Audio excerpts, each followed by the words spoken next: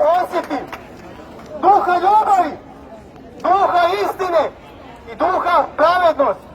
Znači, svi vi ste šta? Ratnici svjetla. Tako je! Ljudi koji se borite protiv tame, ovo je rat protiv tame, dobra protiv zla. Znači, svi mi smo ratnici svjetla, a oni drugi neka se pitaju čiji su oni ratnici.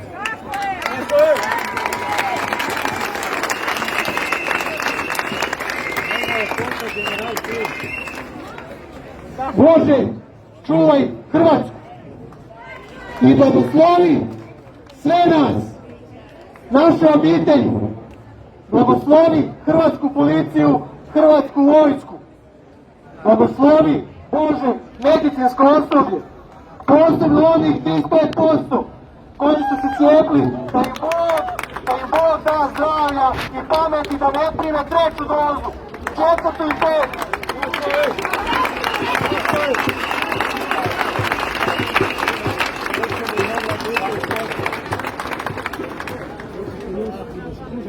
Salam Davidu, Jahvice utječem. Zašto dakle govorite duši mojoj?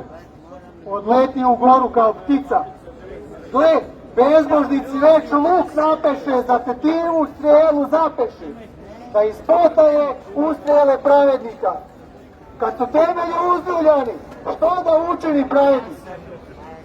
Jahve je u svom svetom hramu, na nebeskom sjedi prijestolju. Oči njegove motre vječama proniče sinove ljudske. Jahve proniče pravedna i nepravedna.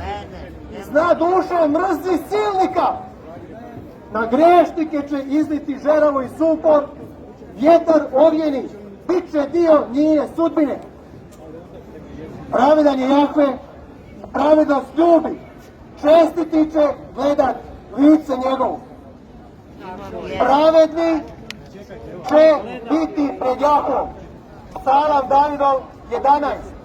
Mir Kristom svima i Bog neka nas sve čuva, i nas i naše obitelji.